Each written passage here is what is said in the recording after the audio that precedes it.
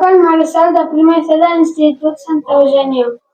Et faré unes preguntes per saber quin ofici feies. Molt bé. A quin ofici et dedicaves? Modista. Vaig prendre el corte i confecció.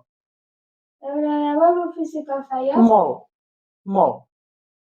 A quina edat vas començar? Vaig començar a aprendre a anar a cosir, que devia tenir 14 anys, quan vaig acabar el col·legi.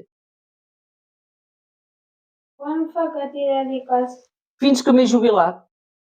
Vaig treballar fins als 60 anys. Què feies? Cosir, sempre cosir.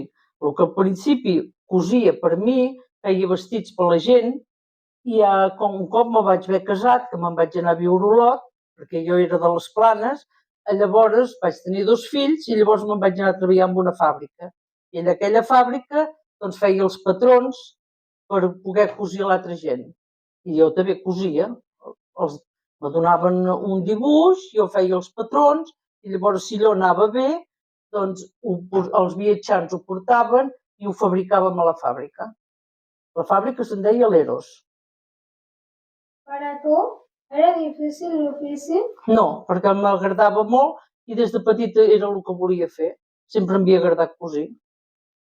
Moltes gràcies per explicar-me el teu ofici. A tu per venir-m'ho a preguntar.